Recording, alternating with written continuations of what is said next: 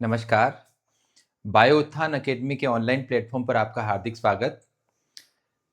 आज क्लास 11 के chapter 12 respiration in plants के बारे में जब अपन वन शॉट क्लास लेंगे। आज की क्लास का मेन मकसद है एक ही क्लास के अंदर एक चैप्टर जो कि है respiration in plants. Respiration in plants के बारे में समझने से पहले अपन एक इसको ब्रीफ में समझते हैं कि जो कैटाबॉलिक रिएक्शंस होती है, कैटाबॉलिक रिएक्शंस में एक तो एनाबॉलिक रिएक्शंस हुई जिसमें न्यू सिंथेसिस हुआ जिसमें कि ग्लूकोज। तो जैसे अपन ग्रीन प्लांट पार्ट में अपन ने फोटोसिंथेसिस की बात करी थी, फोटोसिंथेसिस में क्या बना था? ग्लूकोज। ये ग्लूकोज प्लांट खुद भी यूज करता है और इसी ग्लूकोज पर पूरा जो लिविंग सिस्टम है, जो हेटेरोट्रॉप से, वो डिपेंड है। हमारी बॉडी के अंदर और इन प्लांट्स के अंदर कॉमन बात एक ये है कि इन सेल्स के अंदर एक माइटोकॉन्ड्रिया नाम का एक पावर हाउस जो ऑर्गेनेलीज है वो प्रेजेंट होता है। माइटोकॉन्ड्रिया के बारे में अपन सब जानते हैं, बहुत बेसिक क्लासेस पढ़ते आ रहे हैं। इस माइटोकॉन्ड्रिया की बात करें तो यहाँ पर मेन सारा इसका जो है ग्लूकोज का ब्रेकडाउन होकर के एटीपी बनने का काम यहाँ पर पावर हाउस के तौर पर यहाँ पर अपन देखते हैं।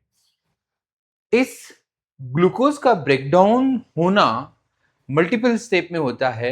जब कभी भी ग्लूकोज के ब्रेकडाउन की बात करते हैं तो सबसे पहले सेल के अंदर, सेल के साइटोप्लाज्म में ग्लूकोज का ब्रेकडाउन होता है और ग्लूकोज मल्टीपल स्टेप में पायरुविक एसिड में कन्वर्ट होता है। जो पायरुविक एसिड में जो कन्वर्जन होता है उसको कहते हैं ग्लाइकोलाइसिस या ईएमपी पाथवे, एम्डेन मेरहा पार्नस पाथवे। इसमें के अंदर बहुत ही कम एटीपी, मतलब नेट एटीपी जो प्रॉफिट है वो टोटल 2 एटीपी बनते हैं प्रोडक्ट के तौर पर, और टोटल तो 4 बनेंगे और 2 उसमें से कंज्यूम हो जाएंगे, तो नेट प्रॉफिट जो होगा वो टोटल 2 एटीपी का होगा। और उसके बाद में 2 पाथवे कंटिन्यू होते हैं, या मतलब आपको एक ब्रीफ में अभी अपन आगे पढ़ने क्या वाले हैं उस पर अपन चर्चा कर रहे हैं।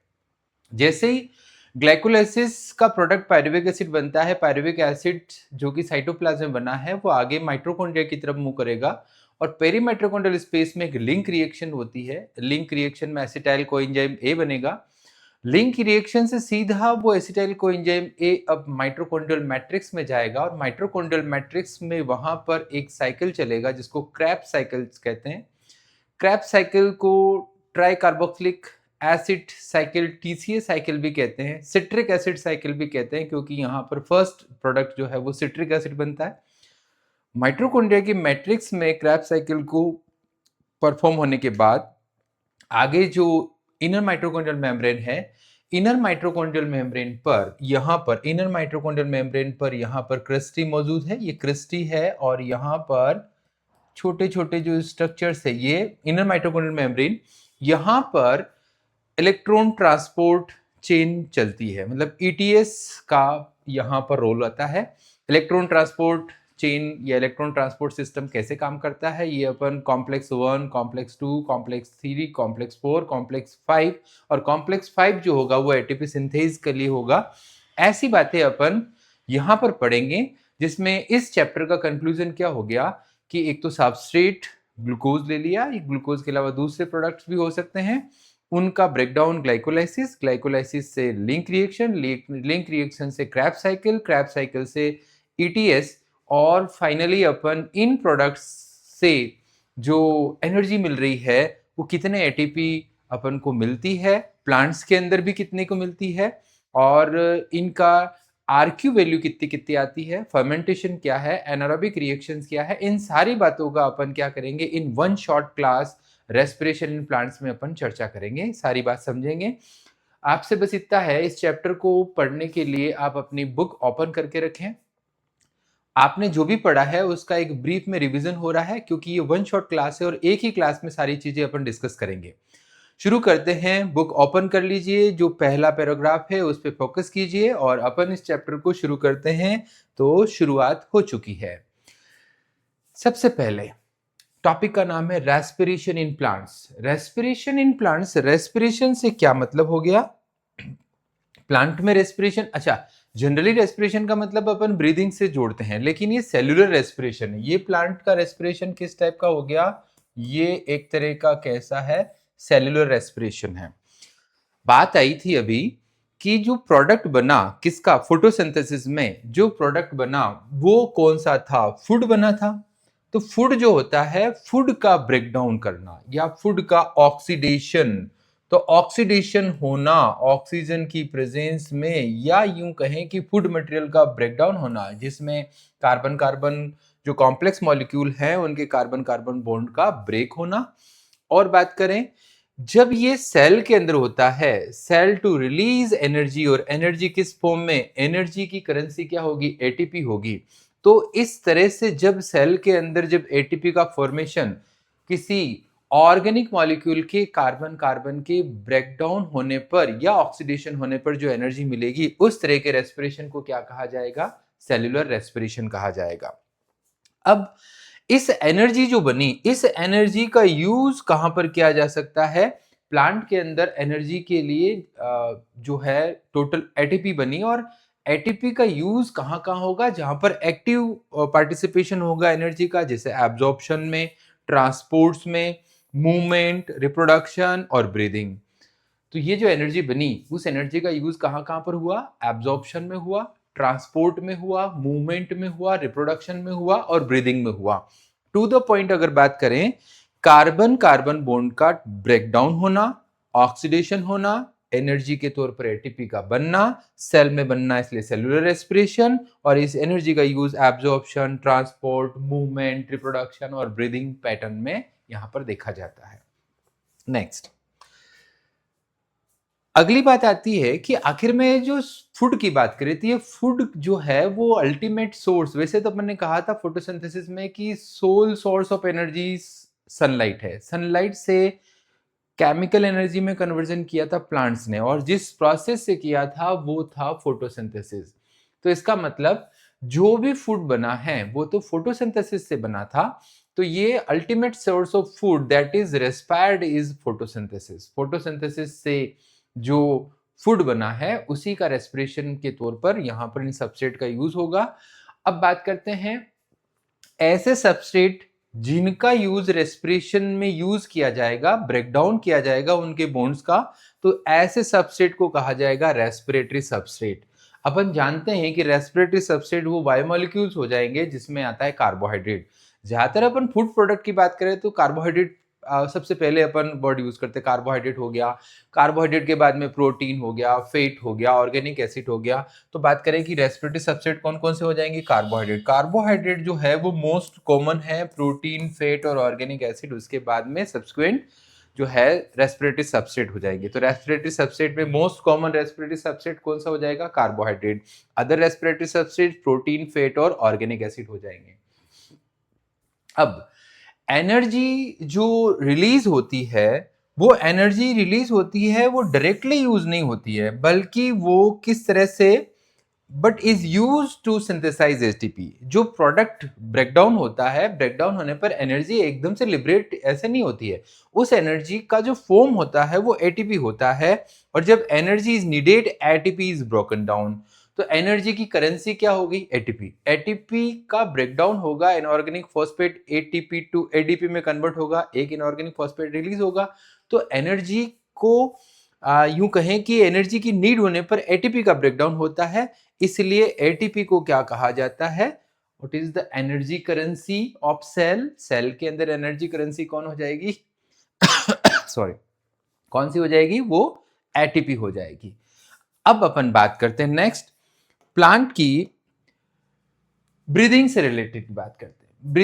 ब्रीदिंग वो मैकेनिज्म है जिसमें गैसेस का एक्सचेंज होता है। अपन ह्यूमन बीइंग भी ब्रीदिंग करते हैं, जब सांस के थ्रू अंदर जब है ऑक्सीजन जाती है, इंस्पिरेशन, बाहर की तरफ आती है वो CO2, वो एक्सपिरेशन। तो यहां पर भी प्लांट के अंदर भी क्या होगा, breathing in plant for respiration, plants get O2 and give out CO2। ऐसा नहीं कि प्लांट के अंदर सिर्फ CO2 ही आती है, प्लांट भी रेस्पिरेशन करते हैं, प्लांट भी ब्रीदिंग करते हैं। रेस्पिरेशन का सिनोनिम अपन ब्रीदिंग वर्ड से ज्यादा लेते हैं। तो प्लांट भी सांस लेते हैं, प्लांट में भी O2 जाती है और CO2 बाहर रिलीज होती है। फोटोसिंथेसिस तो कब होगा, जब लाइट होगी, सनलाइट की प्रेजेंस में, जब सारे पैरामीटर्स कंप्लीट होंगे, CO2 होगा, H2O होगा, सनलाइट होगी, ग्रीन प्लांट पार्ट होगा, तब क्या होगा, फोटोसिंथेसिस। अदरवाइज बाकी जितने भी लिविंग सेल्स है उनके अंदर क्या होगा, वहां पर होगा रेस्पिरेशन। इस प्लांट में इस गैसेस का एक्सचेंज जो होता है वो होता है स्टोमेटा के थ्रू या लेंटिसेल्स के थ्रू। तो प्लांट में जो ब्रीदिंग मैकेनिज्म जो होती है वो गैसेस एक्सचेंज में जो गैसेस का इनपुट और आउटपुट की बात करें, O2 का लेना और CO2 को बाहर रिलीज करना, इस तरह के मैकेनिज्म में स्टोमेटा या लेंटिसेल्स का रोल रहता है। अब बात करते हैं कि प्लांट के अंदर कोई भी रेस्पिरेटरी ऑर्गन की रिक्वायरमेंट नहीं है। Plant need no specialized respiratory organ. Respiratory organ की रिक्वायरमेंट क्यों नहीं है? क्योंकि क्योंकि अपन देखेंगे कि each plant part takes care of its own gas exchange need, so gas transport is very limited. Plant के अंदर हर प्लांट पार्ट के पास इतनी खुद की क्षमता होती है कि वो खुद क्या कर सकता है, टेक केयर कर सकता है ओन गैस एक्सचेंज। तो अपन ह्यूमन बीइंग की तरह एक नोज और लंग्स की जरूरत नहीं है। यहाँ पर हर प्लांट पार्ट क्या कर सकता है, पार्टिसिपेट कर सकता है गैसेस एक्सचेंज में, इसलिए यहाँ पर ऑर्गन की जरूरत नहीं है। दूसरी बात करते हैं कि very low gas exchange. Human being या एनिमल्स के कंपेयर में प्लांट्स में जो गैस एक्सचेंज होता है वो बहुत कम होता है, very low gas exchange compare to that of animals.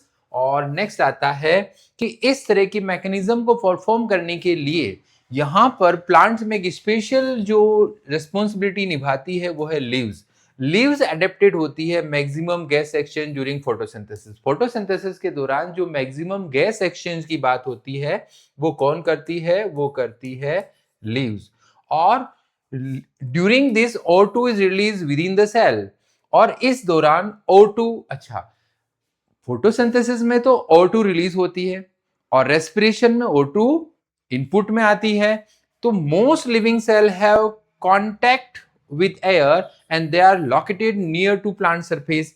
Plant surface की पूरे प्लांट सरफेस जो है वो किसके कांटेक्ट में होगा? आउटर एयर के कांटेक्ट में होगा। और ये जो बात करते हैं, living cells are organized in thin layers beneath the bark and there also lenticels. यहां पर बार्क के, यहां पर बार्क है ना, लिविंग सेल्स थिन लेयर्स, और इस बार्क के जस्ट नीचे क्या होती है? थिन लेयर्स होती है। और इनके अंदर क्या मौजूद होते हैं? इनके अंदर मौजूद होते हैं लेंटिसेल्स। तो लेंटिसेल्स जो होते हैं वो गैसेस एक्सचेंज के लिए होते हैं। ये in leaves, stem, root, parenchyma cells, ये सारी की सारी, चाहे वो लीव्स हो, चाहे वो स्टेम हो, चाहे वो पेरेनकाइमा हो, ये सभी के सभी कैसे होते हैं? लूजली अरेंज होते हैं। लूजली अरेंज होते हैं। और जो लूजली अरेंज होंगे तो इस लूज अरेंजमेंट में देखना है इसको, ये अगर ऐसे लूज अरेंजमेंट होंगे तो लूज अरेंजमेंट में क्या होगा? गैसेस एक्सचेंज हो पाएगा। तो यहां पर यूं कहें कि इसकी वजह से gases exchange pact provides interconnected air spaces. क्या कंक्लूजन निकला? प्लांट के अंदर स्पेशल ऑर्गन गैस ट्रांसपोर्ट की बात करें तो नहीं होते हैं। यहाँ पर एनिमल के कंपेयर में लो एक्सचेंज, गैसेस एक्सचेंज होता है। यहाँ पर मैक्सिमम जो इस तरह का एडेप्टेशन जिस प्लांट पार्ट में आता है वो लीव्स में आता है। लीव्स जो है वो O2, फोटोसिंथेसिस के दौरान O2 को भी रिलीज भी लीव्स ही कर रही है और CO2 का इंटेक भी यहीं से हो रहा है। लिविंग सेल्स जो है वो एयर के कांटेक्ट में होती है और लिविंग सेल्स में लीव्स, स्टेम्स, पेरेनकाइमा, इन सभी की जो सेल्स होती है वो लूजली अरेंज होती है और लूजली अरेंजमेंट की वजह से इनमें गैसेस का इंटर कनेक्टेड एयर स्पेस होते हैं और गैसेस एक्सचेंज इजीली हो पाता है। अब complete combustion of glucose yield energy most of which is given out as heat। और जब कंप्लीट बात करें, complete combustion of glucose, glucose का कंबशन, दहन, ग्लूकोज, ये तो हो गया C6H12 और 6 ग्लूकोज, ग्लूकोज के साथ में कौन हो गया? 6O2, 6CO2 plus 6H2O plus energy. तो यहां पर ये जो एनर्जी जो रिलीज हुई वो किस फॉर्म में हुई? ये ग्लूकोज की कंप्लीट जो एनर्जी है वो किस फॉर्म में रिलीज हो रही है? हीट के फॉर्म में हो रही है। और this energy is utilize to synthesize other molecule, और ये एनर्जी दूसरे मॉलिक्यूल को सिंथेसाइज करने में यूटिलाइज हो रही है। अगली बात पे देखते हैं। जब ग्लूकोज का कैटाबॉलिज्म होता है, not all the liberated energy goes out at heat, जब ग्लूकोज का कैटाबॉलिज्म होता है, जब ग्लूकोज का कैटाबॉलिज्म होता है तो नॉट एज हीट, है ना, नॉट लिबरेटेड आउट, है ना, यहां पर energy goes out as heat, लेकिन ग्लूकोज ये सारे के साथ जो है वो हीट के फॉर्म में ही सारा सारा ब्रेकडाउन नहीं होना। ग्लूकोज से जो एनर्जी मिल रही है वो हीट के अलावा भी, glucose is oxide in several small steps, और यहाँ पर मल्टीपल स्टेप्स में ग्लूकोज का क्या होने वाला है, आगे की तरफ ऑक्सीडाइज होने वाला है, और इस तरह से couple release energy to ATP synthesis, और यहां पर जब ग्लूकोज का ब्रेकडाउन होगा तो ग्लूकोज से क्या बनेगा, एटीपी। इन जनरल ग्लूकोज के कंबंशन से हीट प्रोड्यूस होती है, हीट लिबरेट होती है, लेकिन ग्लूकोज से अगर अपन बात करते हैं सेल के अंदर मल्टीपल स्टेप में, हीट ही नहीं उसके अलावा यहां पर कपल ऑफ एनर्जी रिलीज होती है, और वो एनर्जी एटीपी को सिंथेसिस करती है। Oxygen is utilize in CO2 water energy as release. जब रेस्पिरेशन होता है तो रेस्पिरेशन के दौरान ऑक्सीडेशन होना है, और ऑक्सीडेशन होना है तो वहां पर किसकी जरूरत पड़ेगी, ऑक्सीजन की जरूरत पड़ेगी, और साथ साथ में क्या क्या, CO2 वाटर और एनर्जी क्या होती है, रिलीज होती है। CO2 वाटर और एनर्जी क्या होती है, यहां पर रिलीज होती है। एक तो यहां पर CO2 रिलीज हुई, दूसरी बात करें यहां पर किसकी, वाटर की, और तीसरी बात करें यहां पर एनर्जी की, ये सभी की सभी क्या होती है, रिलीज होती है। आगे बात करते हैं।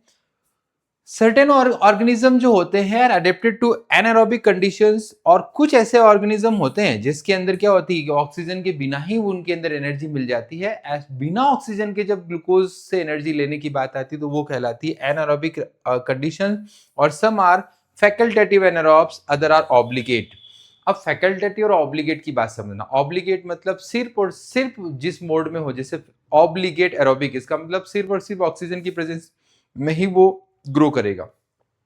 या फैकल्टेटिव एनारोबिक, फैकल्टेटिव एनारोब मतलब उनके पास एक विकल्प है, वो एरोबिक तो है लेकिन वो किस किस मोड को ऑप्ट कर सकते हैं, वो एनारोबिक मोड को ऑप्ट कर सकते हैं। तो फैकल्टेटिव एनारोब्स कुछ टाइम तक एनारोबिक मोड में रह सकते हैं, और ऑब्लिगेट जो होते हैं वो सिर्फ और सिर्फ ऑब्लिगेट, जिसके पास अविकल्पी कोई विकल्प नहीं हो, सिर्फ ऑब्लिगेट हो। ये जनरल बातें हैं जो आप प्रीवियस क्लासेस में भी आपको पता होगी। अब अपन बात करते हैं ग्लाइकोलाइसिस। ग्लाइकोलाइसिस ग्लूकोज का ब्रेकडाउन होना। आप देखते हैं कि ये तो है सेल, सेल के अंदर, ये यहां पर अगर मैं बोलूं ये क्या है, ये माइटोकॉन्ड्रिया है।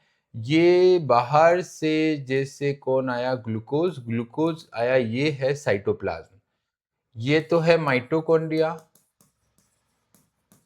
ये है माइटोकॉन्ड्रिया, और ये क्या हो जाएगा, ये हो जाएगा साइटोप्लाज्म। माइटोकॉन्ड्रिया और साइटोप्लाज्म। अब देखना, जैसे ग्लूकोज आया, ग्लूकोज ये कहां पर आ गया, माइटोकॉन्ड्रिया में, ये साइटोप्लाज्म में।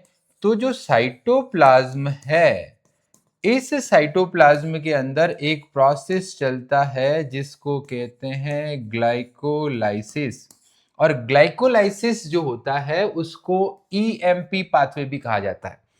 ईएमपी पाथवे क्यों कहा जाता है उसकी बात भी सुनना, क्योंकि यहां पर गस्टेव एम्बेडेन, ऑटो मेरहाफ एंड जे पार्नास, तो ये पार्नास का पी, एम्बेडेन का ई, और मेरहाफ का एम, ईएमपी पाथवे, इसलिए इसको ईएमपी पाथवे कहा जाता है। इस ग्लाइकोलाइसिस के अंदर ग्लूकोज का क्या होता है, पार्शियल ऑक्सीडेशन होता है, मतलब 100% ऑक्सीडेशन नहीं होता है, ध्यान देना, पार्शियल ऑक्सीडेशन होता है। पार्शियल ऑक्सीडेशन होने से 1 मोल ग्लूकोज, 1 मोल ग्लूकोज कितना कार्बन का है, 6 कार्बन का।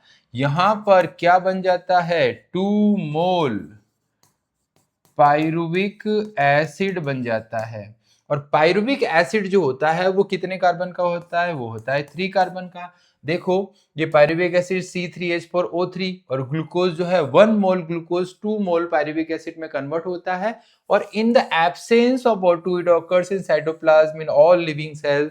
मतलब यहां पर ये जो बात हो रही है, इसकी इंपॉर्टेंट बात क्या हो रही है, इन the absence oxygen independent reaction है, ऑक्सीजन के बिना हो सकती है, ऑक्सीजन की जरूरत नहीं है। यहाँ पर ऑक्सीजन के बिना ही ग्लूकोज से पायरुविक एसिड मतलब एनारोबिक मोड होगा, तब भी यही बात होती है।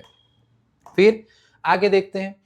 अब ग्लूकोज और फ्रक्टोज जो है वो फॉस्फोरिलेट होते हैं। देखना इसमें होगा क्या कि ग्लूकोज है वो ग्लूकोज का और फ्रुक्टोज का फोस्फोराइलेटेड मतलब इनऑर्गेनिक फॉस्फेट। इनऑर्गेनिक फॉस्फेट मतलब यहां पर एटीपी की बात की जाएगी। तो यहां पर glucose 6 phosphate by the enzyme hexokinase. तो यहां पर पहली बात कौन सी हुई, यहां पर हुई ग्लूकोज 6 फॉस्फेट। और ग्लूकोज 6 फॉस्फेट में यहां पर एंजाइम कौन सा, एंजाइम हेक्सोकाइनेज। फिर हेक्सोकाइनेज से ग्लूकोज 6 फॉस्फेट से आगे कौन सा हो जाएगा, आगे हो जाएगा fructose 6 phosphate. Glucose 6 phosphate, fructose 6 phosphate, और आगे सब्सिक्वेंट स्टेप और metabolism glucose and fructose are the same. अब स्टेप्स ऑफ ग्लाइकोलाइसिस, अगला क्वेश्चन कि कितने स्टेप में होता है, तो यहां पर अपन देखते हैं टोटल 10 स्टेप्स में होता है। ये under the control of different enzymes, different enzyme के कंट्रोल में ये होता है और टोटल 10 स्टेप्स में होता है। अब देखना एटीपी यूटिलाइज एट 2 स्टेप्स। अब अगला क्वेश्चन कि एटीपी कहां कहां यूज होगी, एटीपी होगा in the conversion of glucose into glucose 6 phosphate. पहली बार अगर एटीपी का खर्च होगा, यूटिलाइजेशन होगा, तो वो होगा ग्लूकोज का ग्लूकोज 6 फॉस्फेट में जब कन्वर्जन होगा वहां पर एक बार एटीपी का यूटिलाइजेशन होगा। समझ में आ गई बात। फर्स्ट बार एटीपी का यूटिलाइजेशन कहां पर होगा, ग्लूकोज से ग्लूकोज 6 फॉस्फेट में।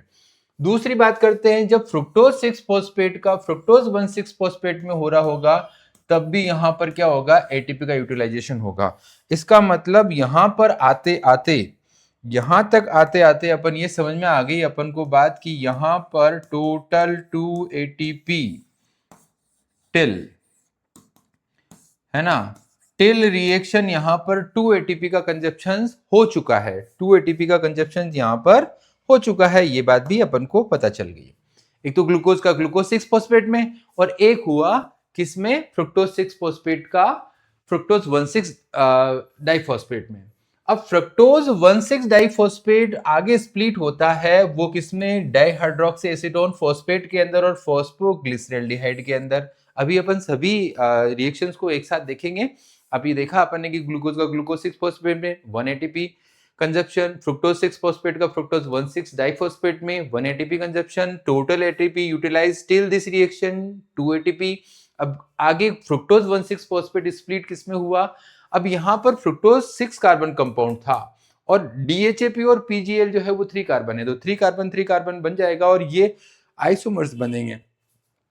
PGL is oxidized and with inorganic phosphate get converted to 1,3-bis phosphoglycerate, 1,3-bis phosphoglycerate में कन्वर्ट हो जाएगा ये वाला रिएक्शन।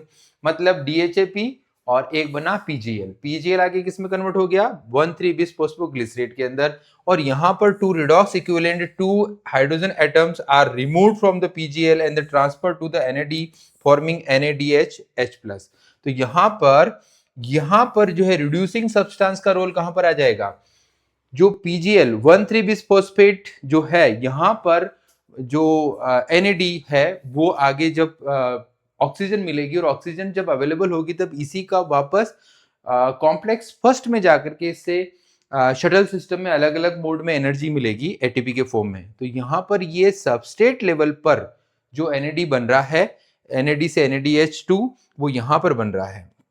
फिर आगे देखते हैं, बिस फोस्फोग्लिसरॉल्डिहाइड ये जो 3-फॉस्फोग्लिसरिक एसिड में कन्वर्ट होता है और यहां पर this energy is trapped by the formation of ATP. First bar ATP formation कहां पर होता है, फर्स्ट टाइम यहां पर एटीपी का क्या होगा, फॉर्मेशन होगा। और ATP is also formed when phosphoenol pyruvate convert into pyruvic acid. जब फोस्फोइनोल पाइरुवेट पाइरुविक एसिड में कन्वर्ट होगा तब भी, तो यहां पर 2 मोल क्योंकि डबल हो जाएगा तो यहां पर भी 2 मोल एटीपी बनेगा, यहां पर भी 2 होगा। तो पहली बार एटीपी कहां पर बनी, 3-फॉस्फोग्लिसरिक एसिड के यहां पर बीपीजीएस से 3-फॉस्फोग्लिसरिक एसिड में पहली बार 2 एटीपी का फॉर्मेशन यहां पर हो गया। अगली बात करें कि फोस्फोइनोल पायरुवेट से पायरुविक एसिड में कन्वर्जन होगा, वहां पर भी 2 एटीपी बनेंगे। अरे बोलो 2 + 2 कितने हुए? 4। और अपन ने क्या कहा, 4 तो हुए और टोटल पहले कंजप्शन कितना हो गया था? -2 एटीपी। तो यहां पर अपन देखेंगे कि 4 एटीपी तो यहां पर बन चुके हैं, 4 एटीपी तो प्रोड्यूस हुए, 4 एटीपी क्या हुए?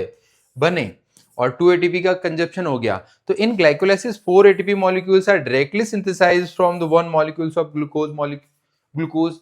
1 मॉलिक्यूल ग्लूकोज से टोटल अगर डायरेक्ट एटीपी कितनी बनी? 4 एटीपी। नेट एटीपी कितनी बनी? अरे नेट एटीपी की बात करें तो 4 एटीपी तो प्रोड्यूस हुए डायरेक्ट, और नेट एटीपी कितनी बन जाएगी?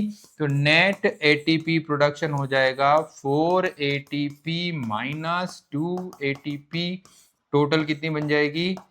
2 एटीपी। नेट एटीपी प्रोडक्शन हो गया, नेट प्रोडक्शन कितना हो गया? 2 एटीपी का हो जाएगा। फिर आगे, अब ये जो बात अपन ने बोली थी वो सारी देखना कि ग्लूकोज का ग्लूकोज 6 फॉस्फेट में यहां पर 1 एटीपी का कन्वर्जन हो गया, ग्लूकोज से ग्लूकोज 6 फॉस्फेट, ग्लूकोज 6 फॉस्फेट से फ्रुक्टोज 6 फॉस्फेट, फ्रुक्टोज 6 फॉस्फेट से, अरे फ्रुक्टोज 6 फॉस्फेट से फ्रुक्टोज 1,6 बिस फॉस्फेट। कहा था ना कि एटीपी कहां का कंज्यूम हो रही है, यहां पर दूसरी बार एटीपी यहां पर कंज्यूम हो गई, 1 एटीपी 1 एटीपी। अब फ्रुक्टोज 1,6 बिस फॉस्फेट से ट्राइओज फॉस्फेट, ग्लिसरॉल्डिहाइड 3 फॉस्फेट, और ये triose phosphate dihydroxy acetone phosphate, ये हो जाएगा DHAP, और ये हो जाएगा PGL। अब यहां पर आगे पहली बार ग्लिसरॉल्डिहाइड 3 फॉस्फेट से आगे जो है यहां पर पहली बार क्या बनेगा? NADH2 बनेगा, और ये ट्राइओज बिसफॉस्फेट 1,3 बिसफॉस्फोग्लिसरिक एसिड आगे जो है यहां पर बनेगा 2 एटीपी का प्रोडक्शन होगा। यहां पर 2 एटीपी, यहां पर 1 मिनट हो, इरेज करना,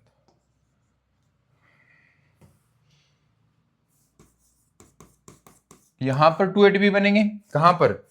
1,3 बाइफॉस्फोग्लिसरिक एसिड, 1,3 बाइफॉस्फोग्लिसरिक एसिड से 3 फॉस्फोग्लिसरिक एसिड में कन्वर्जन होने पर पहली बार जो है वो 2 एटीपी बनेंगे। फिर वहां पर 2 मोल 2 फॉस्फो, आगे 2 मोल 3 फॉस्फोग्लिसरिक एसिड, 2 मोल 3 फॉस्फोग्लिसरिक एसिड से 2 मोल 2 फॉस्फोग्लिसरेट, 2 मोल 2 फॉस्फोग्लिसरेट से 2 फॉस्फोइनोल पायरुवेट, और 2 फॉस्फोइनोल पायरुवेट से यहां पर फिर ये जो बनेगी ये यहां पर प्लस कर देते हैं, और यहां पर भी कितनी होगी? 2 हो गई, तो ये 2 एटीपी बन जाएगी। तो 2 एटीपी कहां का बनी? एक तो बनी यहां पर, और दूसरी बनी आपके यहां पर इस रिएक्शन में। और एनर्जी का टोटल स्टेप्स कितने हो गए? 10 स्टेप्स हो गए। 10 स्टेप्स में से 2 स्टेप्स में से 1 एटीपी जो है वो एनर्जी का कंजप्शन हुआ, और 2 स्टेप्स में 2 एटीपी का फॉर्मेशन हुआ। नेट एटीपी की बात करते हैं तो टोटल 2 एटीपी नेट प्रोड्यूस हुई, डायरेक्ट फॉर्मेशन कितना हुआ? 4, कंजप्शन हुआ 2 का, इसलिए नेट एटीपी 2 हो गया। तो ये पायरुविक एसिड जो होता है वो की प्रोडक्ट होता है ग्लाइकोलाइसिस में, और सारी की सारी मेटाबॉलिज्म इसी पे डिपेंड करेगी। ये मेटाबॉलिज्म कैसे डिपेंड करेगी कि अगर पायरुविक एसिड को 3 तरीके से, अगर पायरुविक एसिड को ऑक्सीजन मिल जाती है तो वो एरोबिक मोड में जाएगा, और अगर पायरुविक एसिड को ऑक्सीजन अवेलेबल नहीं होती है तो यहां पर लैक्टिक एसिड का fermentation, lactic acid fermentation, alcoholic fermentation, और अगर एरोबिक हो जाए तो यहां पर एरोबिक होने पर ये किस में चला जाएगा? क्रेब्स साइकिल में। मतलब 3 मोड। ग्लाइकोलाइसिस एक कॉमन पाथवे है, ग्लाइकोलाइसिस से पायरुविक एसिड बनेगा, पायरुविक एसिड से अगर ऑक्सीजन मिलेगी तो एरोबिक मोड, और नहीं मिलेगी तो एनारोबिक मोड। एनारोबिक मोड में भी एक हो जाएगा जो है लैक्टिक एसिड फर्मेंटेशन, दूसरा हो जाएगा अल्कोहलिक फर्मेंटेशन। तो ये 3 तरह के पाथवे यहां पर कंटिन्यू होंगे। फर्मेंटेशन, जो फर्मेंटेशन है वो है एनारोबिक रेस्पिरेशन, ये इनकम्प्लीट ऑक्सीडेशन होता है ग्लूकोज का, और ये एनारोबिक कंडीशन होता है। ये प्रोकैरियोटिक सेल और यूनिसेलुलर यूकैरियोट्स के अंदर रिपोर्ट किया गया है।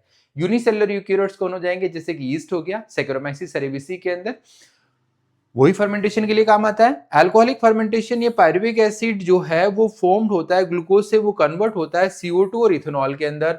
इथेनॉल क्या है? अल्कोहल है, और अल्कोहल बन रहा है इसलिए इसको अल्कोहलिक फर्मेंटेशन कहते हैं। एंजाइम पायरुविक एसिड डीकार्बोक्सिलेज और अल्कोहल डिहाइड्रोजिनेज का रोल इसमें आता है, ये कैटालाइटिक रोल निभाता है। और इसके एग्जांपल में कौन आएगा? यीस्ट होएगा। यीस्ट जो होता है वो सैकेरोमाइसिस सेरेविसिस, बेकर्स यीस्ट, बेवर्स यीस्ट भी कहा जाता है। यीस्ट से जब अल्कोहलिक फर्मेंटेशन होगा तो अल्कोहल बनेगा। कोरोना टाइम में अपन ने देखा कि सैनिटाइजर जो है वो अल्कोहल का यूज किया गया। सैनिटाइजर से माइक्रोब्स को किल करने का काम किया जाता है। तो एक ऑब्वियस क्वेश्चन उठेगा कि जब यही ऑर्गेनिज्म अल्कोहल बना रहा है तो फिर इसकी डेथ क्यों नहीं हो रही है? तो जब इस तरह से यीस्ट जब इथेनॉल बनाता है तो इथेनॉल एक कंसंट्रेशन तक बनाता है, तब तक वो उसके लिए सुटेबल है। लेकिन अगर इसका प्रोडक्शन होता रहा है तो ये उसके लिए क्या करेगा? पॉइजन का काम करेगा। जब अल्कोहल की कंसंट्रेशन कितनी परसेंट से? 13% से। तो अल्कोहल यीस्ट कितने परसेंट तक बना सकता है? टॉलरेट करने का जो है वो 13%।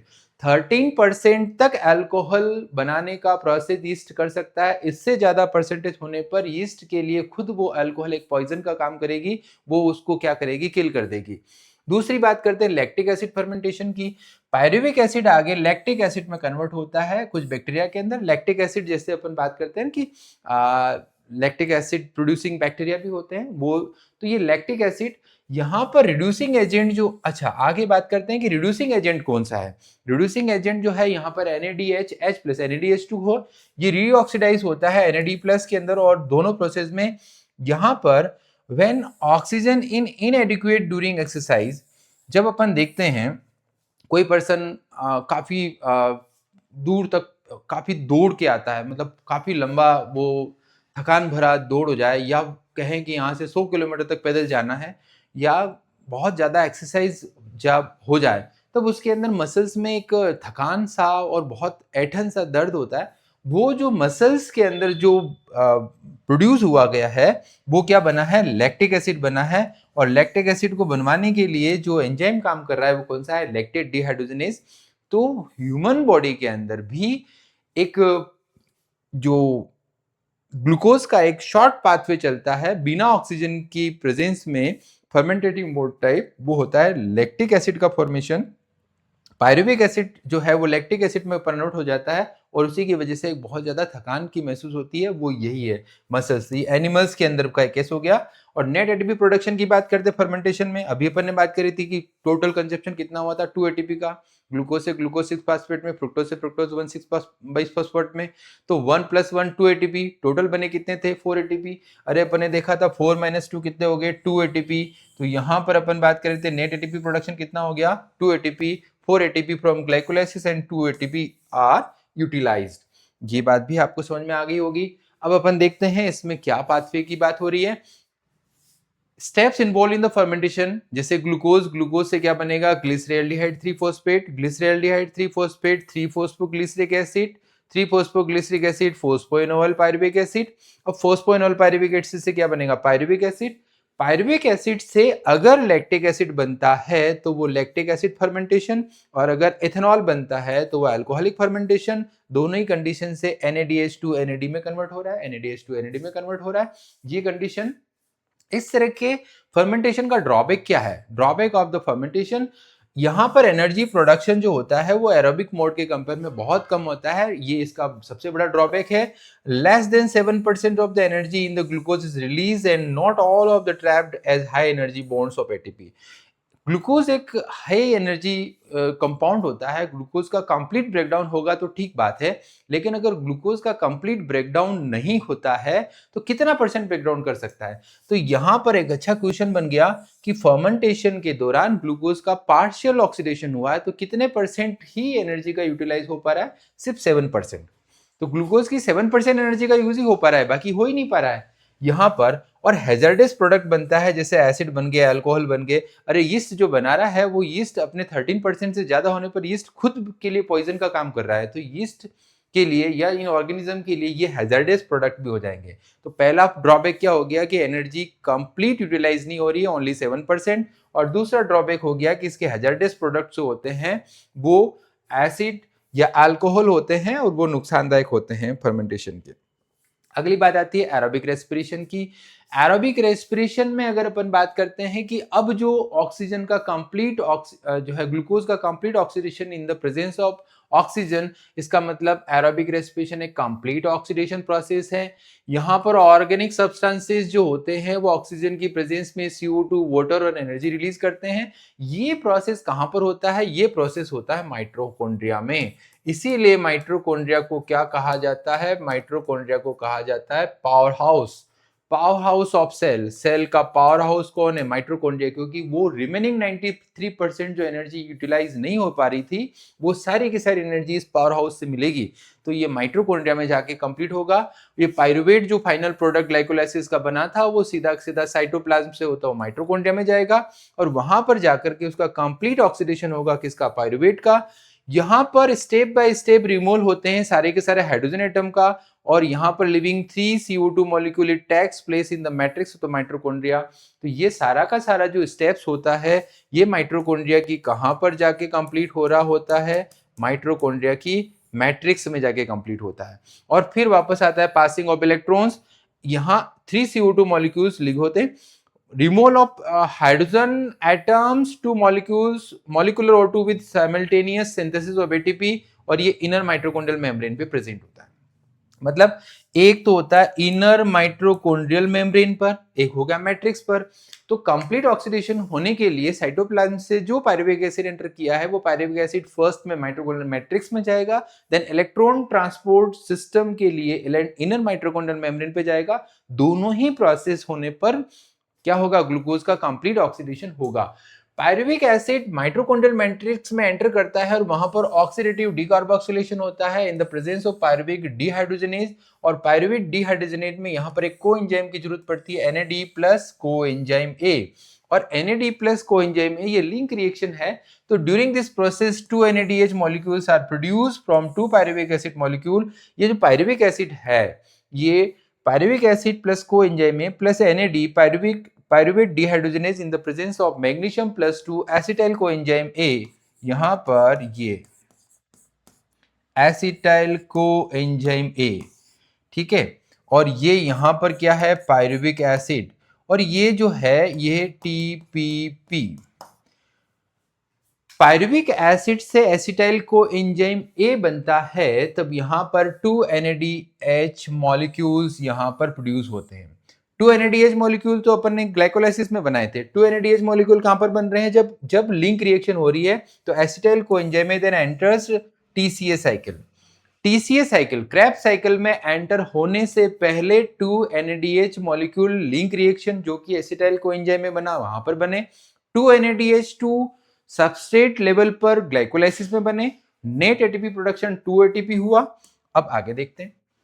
अब जैसे ही वो पायरुवेट एंटर कर गया, पायरुवेट एंटर करते ही इसको कहा जाता है, इसकी डिस्कवरी की थी क्रेब्स ने, इसलिए इसको बोला गया क्रेब्स साइकिल। पहला प्रोडक्ट जो है वो सिट्रिक एसिड बनता है इसलिए इसको कहा जाता है सिट्रिक एसिड साइकिल। ये जो है वो 3 कार्बोक्सिलिक एसिड ग्रुप होते हैं। COOH जो है वो कितनी बार है? 3 है, इसलिए इसको कहा है कि ट्राई कार्बोक्सिलिक एसिड साइकिल। क्या क्या नाम है? Try carboxylic acid cycle, Krebs cycle या उसको कहा जाता है सिट्रिक एसिड साइकिल। हो क्या रहा है देखना, पायरुविक एसिड जो है वो एंटर किया वो एसिटाइल कोएंजाइम A के फॉर्म में। एसिटाइल कोएंजाइम के यहाँ पर अपन देखते हैं कि डी कार्बोक्सिलेज एक्टिविटी हुई, CO2 यहाँ पर रिलीज हो जाएगी। जब ये CO2 रिलीज हो जाएगी तो 3 कार्बन अब कितने हो जाएंगे? 2 कार्बन। और ये ऑक्सिलो एसिटिक एसिड कितना है? 4 कार्बन है। और यहाँ एसिटाइल कोएंजाइम A आगे जब रिएक्शन में पार्टिसिपेट करता है तो कोएंजाइम A निकल जाएगा। अब क्या बनेगा? 4 कार्बन और 2 कार्बन। 4 कार्बन 2 कार्बन यहां पर कितने आ जाएंगे? 6 कार्बन। 4 कार्बन 2 कार्बन और रिजल्टेंट सिट्रिक एसिड में कितने बन गए? 6 कार्बन बन जाएंगे। तो 6 कार्बन का फॉर्मेशन, इसीलिए इसको सिट्रिक एसिड। सिट्रिक एसिड जो है वो किस किस से बना? एसिटाइल कोएंजाइम में और oxaloacetic acid citric acid. Citric acid से फिर वापस डीकार्बोक्सिलेशन हुआ, मतलब 6 कार्बन माइनस CO2 चली गई। तो अब यहां पर कितना बनेगा? ये आगे जाएगा तो ये 5 कार्बन में कन्वर्ट हो जाएगा। यहां पर भी NADH2 बना। तो अब ये पहली बार NADH2 का फॉर्मेशन क्रेब्स साइकिल में कहां पर हुआ? सिट्रिक एसिड से ऑक्सिलो या सिट्रिक एसिड से अल्फा कीटोग्लूट्रेट के बीच में। सिट्रिक एसिड से अल्फा कीटोग्लूट्रेट में पहली बार यहां पर क्या बन गया? NADH2 बन गया। फिर अल्फा कीटोग्लूट्रेट में फिर डीकार्बोक्सिलेशन रिएक्शन हुआ, मतलब 5 कार्बन। 5 कार्बन में से फिर यहां पर CO2 के तौर पर यहां निकल गया। अब क्या बनेगा? 4 कार्बन। देखो यहाँ पर डिकार्बोक्सिलेशन रिएक्शन NADH से NADH2, ये दूसरी बार NADH2 बना और GDP से GTP का फॉर्मेशन हुआ। ये एडिनोल है ना, अपन ने पढ़ा था कि प्यूरिन, प्यूरिन कौन होते हैं, एडिनिन और ग्वानिन। तो एडिनिन की जगह TCA के अंदर ATP की जगह यहाँ पर क्या होता है, GDP से GTP, है ना, ग्वानोसिन। तो जो एडिनिन की जगह यहाँ पर ग्वानोसिन होता है और ये जो है GTP का फॉर्मेशन होता है GDP से GTP में। तो यहाँ पर एक बार यहाँ पर GTP फॉर्मेशन हुआ, क्योंकि यहाँ पर decarboxylation reaction alpha ketoglutaric acid 5 carbon था, 1 CO2 रिलीज होगी। तो अब यहाँ पर ये कितनी बनेगी, 4 कार्बन, क्या बन जाएगा, सक्सिनिक एसिड। आ रही बात समझ में।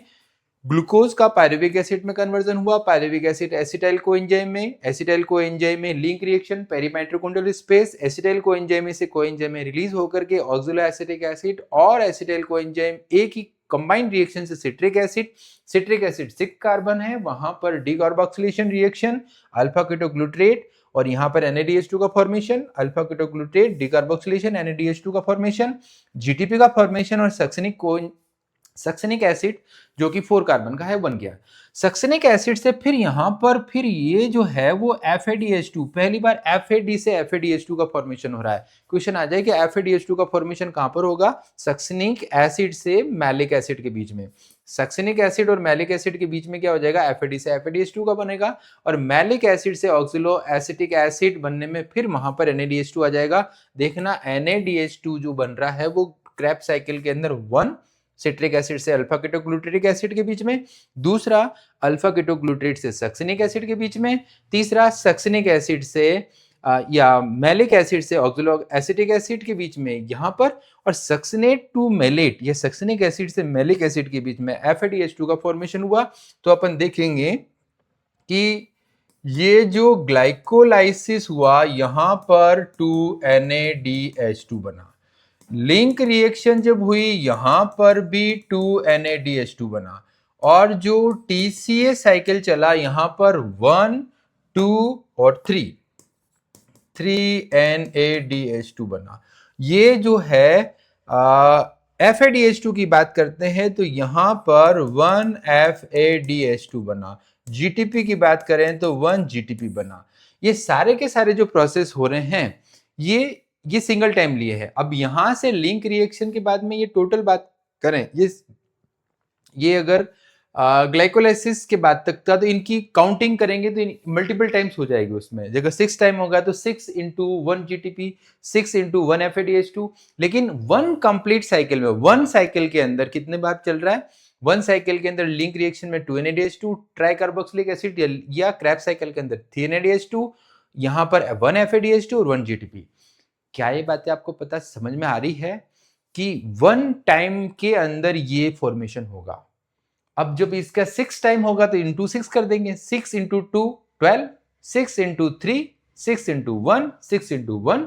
अब इसका लेखा जोखा आगे समझते हैं। देखना क्रेब्स साइकिल की स्टेप्स अभी अपन ने देखी थी। सबसे पहले ये सारी बात जो अभी मैंने बोली है कि ये हैंस क्रेब्स ने डिस्कवर किया था, इसलिए इसका नाम क्रेब्स साइकिल है। Acetyl group oxalo acetic acid and water से सिट्रिक एसिड बनता है, एंजाइम सिट्रेट सिंथेज होता है, यहाँ पर एसिटिल कोएंजाइम मॉलिक्यूल को रिलीज हो जाता है, बाद में आइसोसिट्रेट में कन्वर्ट होता है, आइसोसिट्रेट आगे अल्फा कीटोग्लूटरेट में कन्वर्ट होता है, अल्फा कीटोग्लूटरेट आगे सक्सिनिल कोएंजाइम में और सक्सिनिक एसिड और यहाँ पर GTP मॉलिक्यूल्स का सिंथेसिस होता है और सक्सिनेट टू फ्यूमरेट के अंदर फ्यूमरेट एंड देन मेलेट में कन्वर्जन और यहाँ पर oxidation of malate to oxaloacetic acid.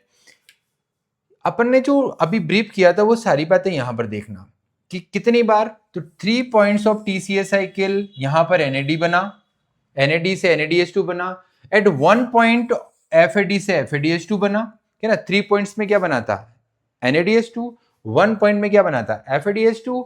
और यहां पर continued oxidation of acetyl coenzyme by TCA cycle requires continued replenishment of the oxaloacetic acid. It also require regeneration of NAD and FAD from NADH and FADH2।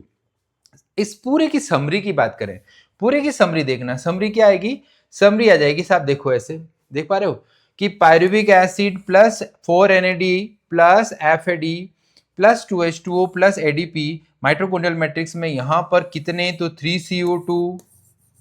3CO2 plus 4NADH plus FADH2 plus ATP। ये ऐसे बनेगा कि total NADH2 जो है वो कितने हो जाएंगे, यहाँ पर 4 NADH2। FADH2 की बात करें तो FADH2 तो सिंगल पॉइंट पे आया था, इसलिए FADH2 1। तो ये समरी इसकी हो जाएगी।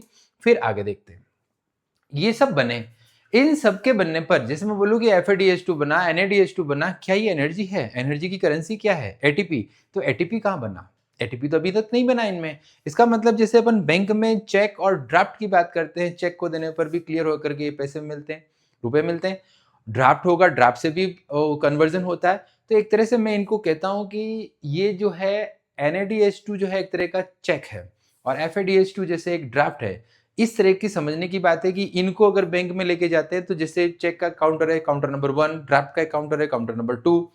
उसी तरह से इनका NADH2 का एक काउंटर होता है, एक कॉम्प्लेक्स होता है, कॉम्प्लेक्स फर्स्ट। वहां पर NADH2 का क्लियरेंस होता है, FADH2 का भी क्लियरेंस होता है, और इनसे ATP प्रोड्यूस होती है।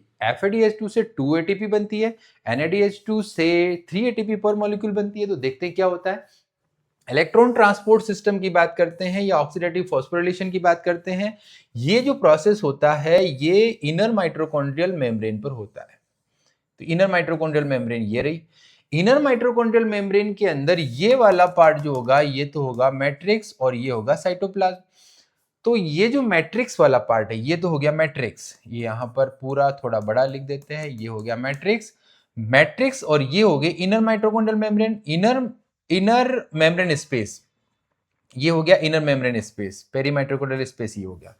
अब आप देखो कि इलेक्ट्रॉन ट्रांसपोर्ट सिस्टम एक मेटाबॉलिक पाथवे होता है जो कि कहां पर होता है, क्वेश्चन आ जाए कि इलेक्ट्रॉन ट्रांसपोर्ट सिस्टम या ETS कहां पर होता है, वो होता है इनर माइटोकॉन्ड्रियल मेम्ब्रेन पर।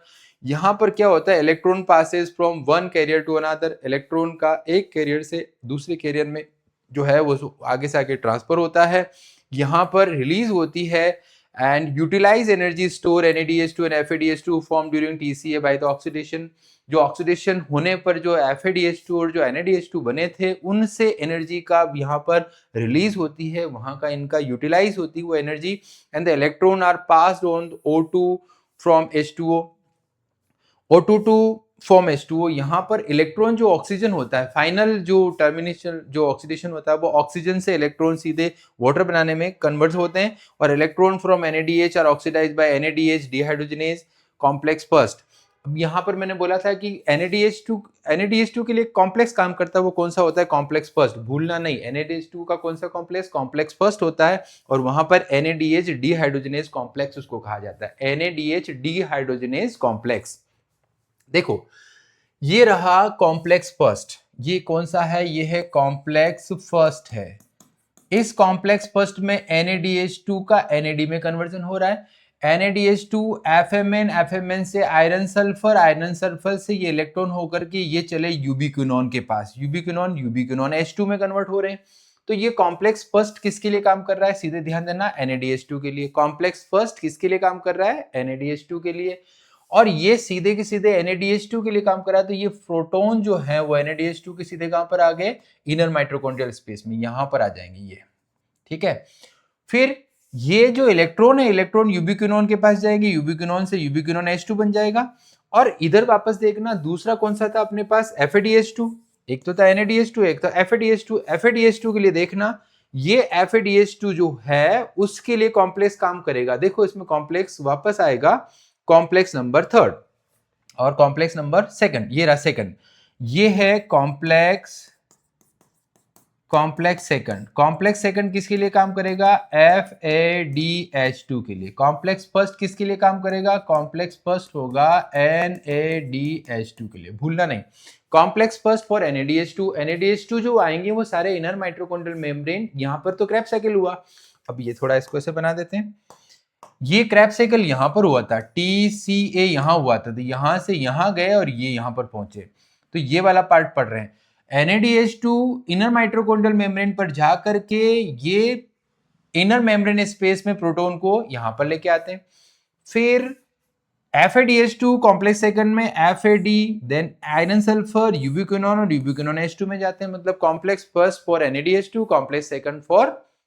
कॉम्प्लेक्स सेकंड फॉर किसके लिए हो जाएगा, ये हो जाएगा FADH2 के लिए। फिर आता है कॉम्प्लेक्स थर्ड जो है वो ये बड़ा इंपॉर्टेंट है, जिसमें कौन कौन सी सीक्वेंस होती है, ये साइटोक्रोम बी, फिर साइटोक्रोम C1, फिर साइटोक्रोम C, और साइटोक्रोम C से फिर आगे ये सारे साइटोक्रोम की बात लिख रहा हूं, साइटोक्रोम A, और साइटोक्रोम A से वापस साइटोक्रोम A3, और साइटोक्रोम A3 से वापस यहां पर फाइनल जो ऑक्सीजन है वो इलेक्ट्रॉन जाता है और वाटर मॉलिक्यूल बना देता है। तो देखो यहां पर कॉम्प्लेक्स थर्ड जो है, कॉम्प्लेक्स थर्ड किसके लिए काम करता है, साइटोक्रोम BC1, साइटोक्रोम BC1 मतलब कॉम्प्लेक्स थर्ड में साइटोक्रोम B से साइटोक्रोम C1। फिर कॉम्प्लेक्स 4 जब आएगा, कॉम्प्लेक्स 4 में ये साइटोक्रोम C इसके बीच में कॉमन चलेगा, कॉम्प्लेक्स थर्ड और कॉम्प्लेक्स 4 के बीच में साइटोक्रोम C है, साइटोक्रोम C यहां पर C1 से और A के बीच में एक लिंक का काम कर रहा है, ये साइटोक्रोम A3 और कॉपर जो है कॉपर कॉम्प्लेक्स 4 में आएगा, कॉम्प्लेक्स 4 है साइटोक्रोम C ऑक्सीडेज। और जब ऐसा आ जाएगा तो देखो यहां पर 4H+, यहां पर 4H+, और ये 2H+, सारे के सारे कहां पर आ रहे हैं, इनर मेम्ब्रेन स्पेस में। और ये जो कॉम्प्लेक्स फिफ्थ है, ये क्वेश्चन ज्यादा बनते हैं, कॉम्प्लेक्स फिफ्थ जो होता है वो किसके लिए होता है, एटीपी सिंथेज होता है। तो यहां पर F0 F1 F0 से ये इलेक्ट्रॉन ग्रेडियंट डेवलप होता है, इनर मेम्ब्रेन स्पेस में क्या ज्यादा हो जाएंगे, प्रोटॉन, क्योंकि सारे प्रोटॉन तो अंदर आ गए, सारे प्रोटॉन अंदर आने पर एक ग्रेडियंट डेवलप होगा, और इनर टू आउटर में क्या होंगे, प्रोटॉन इफ्लक्स बाहर की तरफ जाएंगे, और यहां पर ADP का कन्वर्जन किस में हो जाएगा, ATP में हो जाएगा। तो जितने भी जो FADH2 NADH2 यहां पर आए तो उसके एवज में यहां पर 3 ATP बन जाएंगे, FADH2 आए तो यहां पर उसके लिए 2 ATP बन जाएंगे। तो जितने यहां पर जो अलग अलग रिड्यूसिंग सब्सटेंस है उनकी कन्वर्जन होकर के फाइनल ATP का प्रोडक्शन यहाँ इनर माइटोकॉन्ड्रियल मेम्ब्रेन में होता है, और ये प्रोसेस कॉम्प्लेक्स सिस्टम कहलाता है, इलेक्ट्रॉन ट्रांसपोर्ट सिस्टम। अगर अपन ब्रीफ में बात करें तो electron transport system mitochondrial membrane, जो कि इनर माइटोकॉन्ड्रियल मेम्ब्रेन है, वहां पर होता है। वहां पर इलेक्ट्रॉन एक कैरियर से दूसरे कैरियर पे पास होते हैं। यहाँ पर कॉम्प्लेक्स टोटल 5 होते हैं, complex first, second, third, fourth और फिफ्थ। कॉम्प्लेक्स फर्स्ट जो होता है वो NADH2 के लिए होता है, कॉम्प्लेक्स सेकंड जो होता है वो FADH2 के लिए होता है, कॉम्प्लेक्स थर्ड जो होता है वो साइटोक्रोम होते हैं, कॉम्प्लेक्स थर्ड के अंदर साइटोक्रोम B से साइटोक्रोम C1 तक होता है। कॉम्प्लेक्स जो 4 है और कॉम्प्लेक्स थर्ड है उसके बीच में साइटोक्रोम C एक मूवेबल कंडीशन में होता है, और साइटोक्रोम A से लेकर के साइटोक्रोम A3 तक की, अच्छा overall cytochrome B, C1, C, A और A3। लास्ट में बात करेंगे टर्मिनल ऑक्सीडेशन, या ऑक्सीजन जो इलेक्ट्रॉन है वो फाइनल इलेक्ट्रॉन डोनर कौन होगा, यहाँ पर ऑक्सीजन होगा, और ऑक्सीजन से यहाँ पर वाटर मॉलिक्यूल बन जाएगा। फाइनल लास्ट साइटोक्रोम कौन सा होता है, साइटोक्रोम A3। फर्स्ट साइटोक्रोम कौन सा होता है, साइटोक्रोम B। ये सारी की सारी बातें, छोटे छोटे क्वेश्चन यहाँ पर बनेंगे, आप इसका ध्यान रखना। आगे अपन बढ़ते हैं, electron are then transfer to the ubiquinone. ये सारी बातें अभी जो मैंने बोली है ना, कि ये इलेक्ट्रॉन सीधे आए, इलेक्ट्रॉन कहाँ जाएंगे, यूबिक्विनोन के पास जाएंगे। यूबिक्विनोन जो है, यूबिक्विनोन इधर FADH2 से भी इलेक्ट्रॉन ले रहा है और NADH2 से भी ले रहा है, और यहाँ पर FADH2 कौन सा कॉम्प्लेक्स, सेकंड कॉम्प्लेक्स, जो कि कब बना था, oxidation of succinic to citric acid में, रिड्यूस्ड यूबिक्विनोन और UbkH2, और देन वो आगे जाकर के साइटोक्रोम में जाता है, cytochrome C via cytochrome B, C1 complex third. ये सारी की सारी बातें अपन कर चुके हैं। ये साइटोक्रोम B से लेकर के साइटोक्रोम C तक, साइटोक्रोम से फिर ऐसे और फिर ये ऐसे, ये सारे के सारे क्या हो गए, साइटोक्रोम की एक सीक्वेंस हो जाएगी। साइटोक्रोम 4 जो है वो cytochrome oxidase contain cytochrome A and A3, 2 copper centres. यहाँ पर इंपॉर्टेंट बात, यहाँ पर कॉपर सेंटर्स हैं, और ये इलेक्ट्रॉन जब one carrier another complex first से 4 होते हुए लास्ट के जो पहुंचते हैं तो कॉम्प्लेक्स फिफ्थ तक जाते हैं, और कॉम्प्लेक्स फिफ्थ किसके लिए है, ATP सिंथेज के लिए है। तो ATP सिंथेज यहाँ पर ATP प्रोड्यूस करता है। अब थोड़ा और समझते हैं, number of ATP molecules produce depends on the nature of electron donor. Nature of electron donor अपन ने कहा था ना कि दोनों में कंडीशन है। NADH, ये क्वेश्चन अच्छा है कि ऑक्सीडेशन ऑफ 1 NADH से 3 ATP बनेंगे, ऑक्सीडेशन ऑफ 1 FADH2 से 2 ATP बनेंगे, FADH2 से 2 ATP बनते हैं, और NADH से जो है 3 एटीपी बनते हैं। Role of oxygen limited the terminal stage, oxygen is vital since it drive a whole process by removing hydrogen from the system, oxygen act is the final hydrogen acceptor. ये भी अच्छा question है। Oxygen क्या करती है? Final hydrogen acceptor का काम करती है, क्योंकि टर्मिनल साइटोक्रोम A3 से जो ऑक्सीजन है वो फाइनल हाइड्रोजन एक्सेप्टर होगा। ये जो एनर्जी है oxidation reduction is utilize for the phosphorylation. ये टोटल का टोटल जो है वो सारा का सारा काम जो है वो फॉस्फेट के लिए, इनऑर्गेनिक फॉस्फेट या यूं कहें कि एटीपी के लिए, इसलिए इसको कहा जाता है oxidative phosphorylation. Oxidative phosphorylation, it is not as phosphorylation here. ये हाँ, ये बात ध्यान देना, एक अपन ने फोटोसिंथेसिस में फोटोफॉस्फोरिलेशन वर्ड यूज किया था, यहां पर फोटोफॉस्फोरिलेशन नहीं कहेंगे क्योंकि ये लाइट की प्रेजेंस में नहीं हो रहा है, ये तो ऑक्सीजन के ऑक्सीडेशन रिडक्शन रिएक्शन में हो रहा है, तो इसलिए इसको फोटो ऑक्सीडेशन नहीं का फोटोफॉस्फोरिलेशन नहीं कहा जाएगा, इसको क्या कहा जाएगा? ऑक्सीडेटिव फॉस्फोरिलेशन इसको कहा जाएगा। Energy released during the ATS is utilized to synthesis ATP by ATP synthase complex fifth। और complex fifth देखो, ये जो मेम्ब्रेन है इसके अंदर एम्बेडेड कंडीशन जो है F0 है, बाहर जो F1 है, ADP का कन्वर्जन किस में हो रहा है? ATP में हो रहा है, ATP में। और ये जो प्रोटॉन्स हैं ये प्रोटॉन इफ्लक्स हो रहे हैं बाहर की साइड में। F1 head piece peripheral membrane होता है, protein complex, site of ATP synthesis from ADP and inorganic phosphate. F0 जो होता है वो इंटीग्रल मेम्ब्रेन कॉम्प्लेक्स होता है, ये देखो F0 जो है वो इंटीग्रल मेम्ब्रेन हो गया। It forms a channel through which the proton cross the inner membrane. The process of proton is coupled to the catalytic site, the F1 component of ATP production। सीधी सीधी बात अगर simple word में बोलूं तो ये complex fifth में F0 mitochondrial membrane में embedded होता है, F1 मैट्रिक्स साइड में होता है। ऐसा देखो ये ना ये तो ये एसिड एम्बेडेड है, तो ये जो प्रोटॉन जो बने थे ना, वो प्रोटॉन जो बने हैं वो कैसे आ रहे हैं? वो प्रोटॉन बाहर वापस इधर आ रहे हैं, ये प्रोटॉन यहां ज्यादा थे, यहां ज्यादा है प्रोटॉन, इसलिए ये प्रोटॉन किधर की तरफ आ रहे हैं? इधर आ रहे हैं। और जैसे इधर आ रहे हैं यहाँ पर किसका प्रोडक्शन हो रहा है? एटीपी का प्रोडक्शन हो रहा है, और ये क्या चल रहा है? ETS चल रहा है। ऐसी बात यहां पर होती है। फिर नेक्स्ट पे चलते हैं, द रेस्पिरेटरी बैलेंस शीट। अगर बैलेंस शीट की बात करें कि 1 मोल ग्लूकोज से कितना तो ब्रेकडाउन हुआ, क्या क्या बना, क्या नहीं बना, इन सभी की बातें कि the respiratory the gain of ATP from each molecule is calculated based on the following assumptions.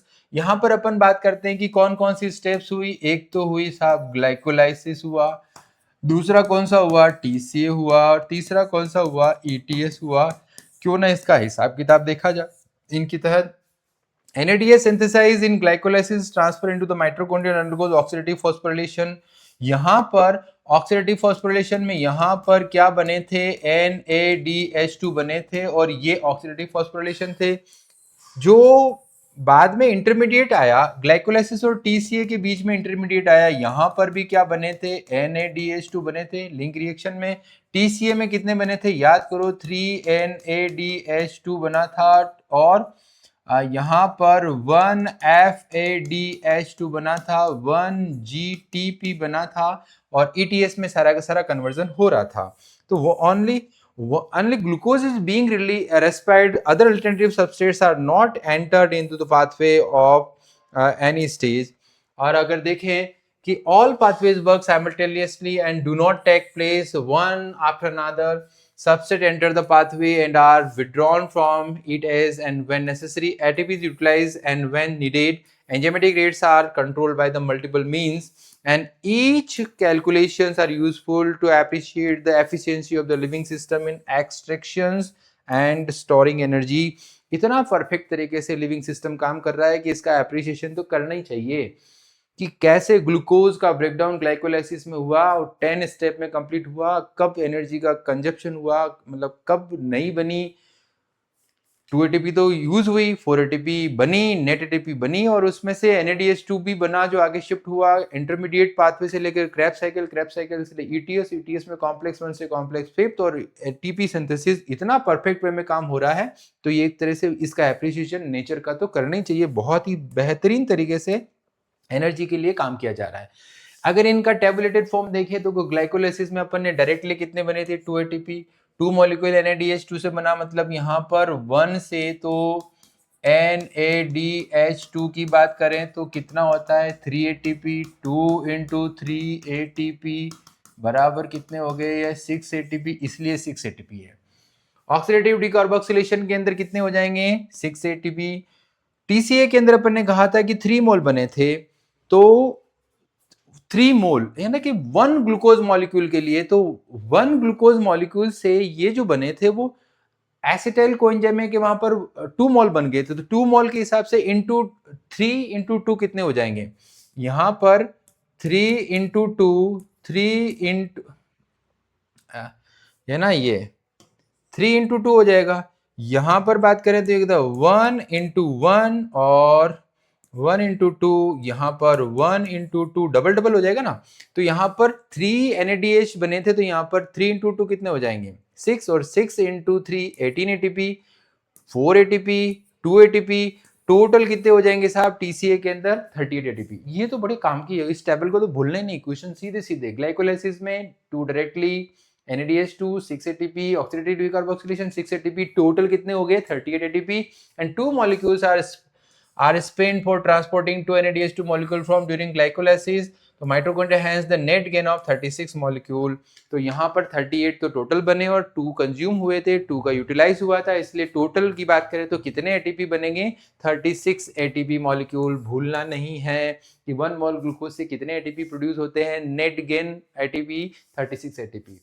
अगर कंपैरिजन करें किसका, फर्मेंटेशन का और एरोबिक रेस्पिरेशन का, फर्मेंटेशन तो बेचारा पार्शियल ब्रेकडाउन करता है ग्लूकोज का, एरोबिक रेस्पिरेशन कंप्लीट ब्रेकडाउन करता है ग्लूकोज का, CO2 और H2 बनते हैं।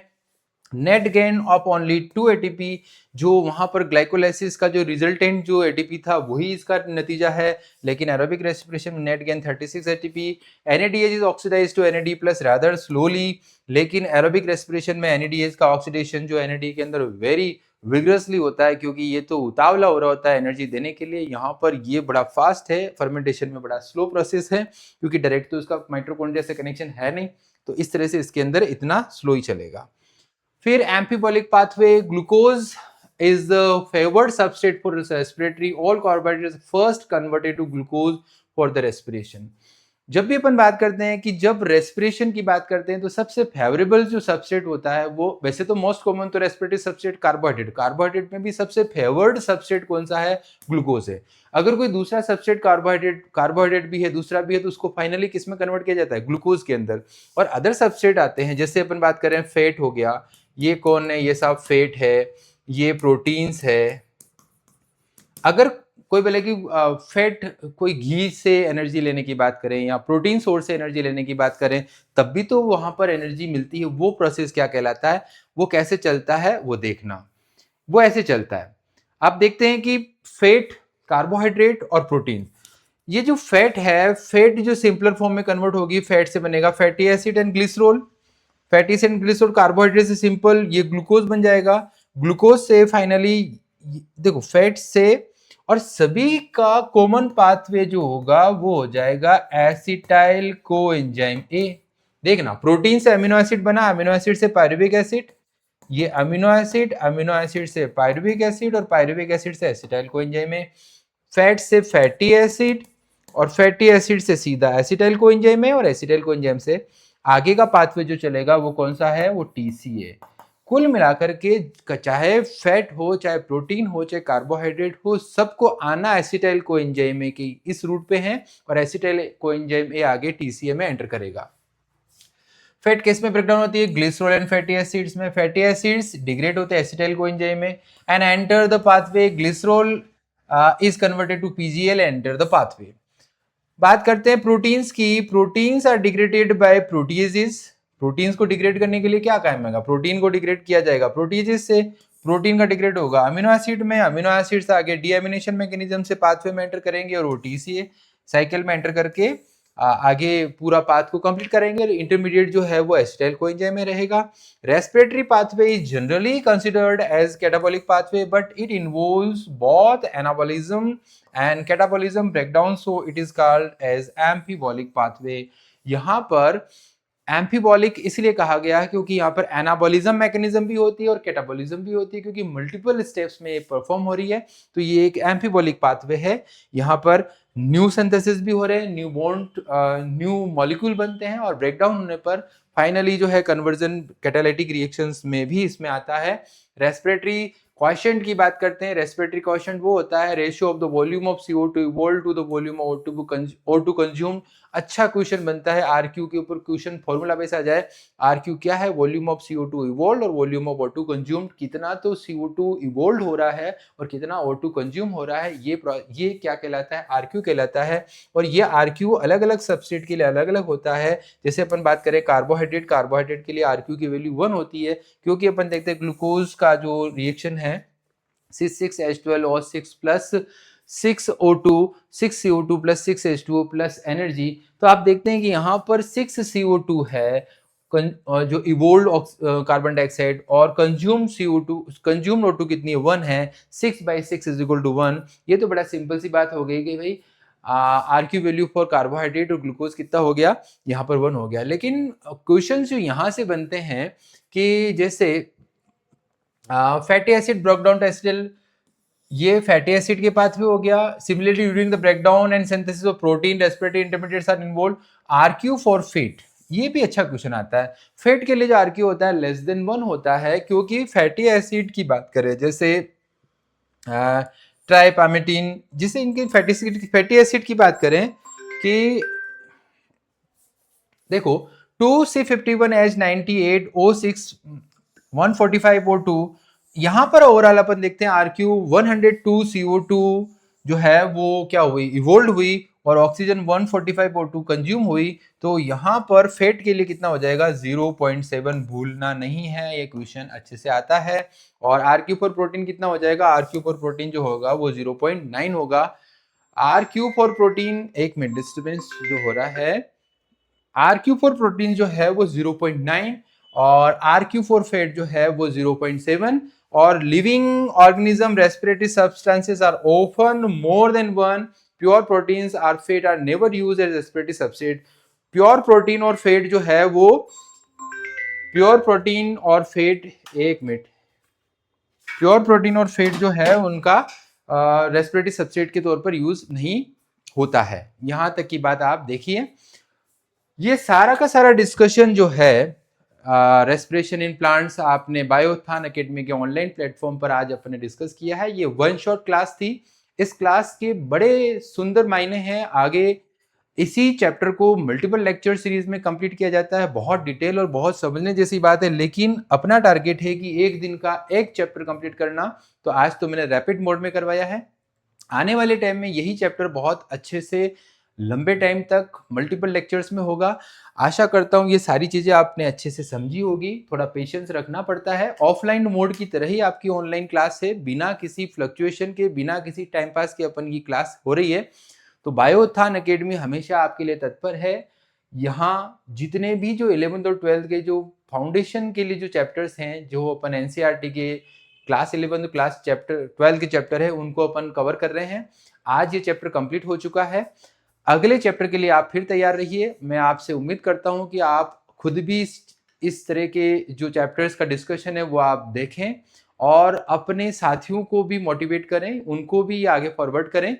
ये मिशन आप सभी के लिए बना, जो प्रॉब्लम्स आ रही है या आप सभी को रिवीजन के लिए तैयार किए गए लेक्चर्स हैं, ये मेहनत बस आप तक पहुंच जाए, यही काफ़ी है। बहुत बहुत धन्यवाद। जय हिंद, जय भारत।